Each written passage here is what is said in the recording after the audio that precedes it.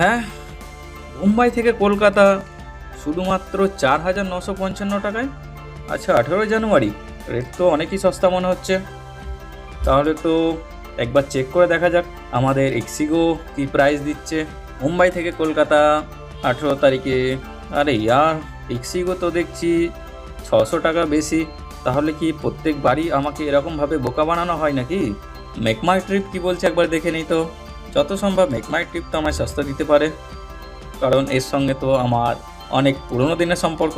চলুন দেখা যাক মুম্বাই থেকে কলকাতা কি প্রাইস রয়েছে 18 তারিখে। আরে ইয়ার, এখানেও তো 5,600 টাকা প্রাইস। তো দু জায়গাতেই অনেক বেশি দেখাচ্ছে। তাহলে কি সব অ্যাপ্লিকেশনগুলোই এইভাবেই প্রাইস বেশি নেয়? তাহলে তো একবার রাকিবুল ট্রাভেলসে ফোন করে দেখতেই হয় এই প্রাইসটা এখনও অ্যাভেলেবেল আছে কি না। তো বন্ধুরা, আপনারা যদি চান সস্তায় ফ্লাইট আরও বিশদে জানতে হলে আপনি রাকিবুল ট্রাভেলস গুগলে গিয়ে সার্চ করে দেখতে পারেন। আমি এখানে সার্চ করে নিচ্ছি রাকিবুল ট্রাভেলস। আরে বাহ, রাকিবুল ট্রাভেলস তো নাম্বার 1-এ লিস্টিংয়ে চলে এসছে।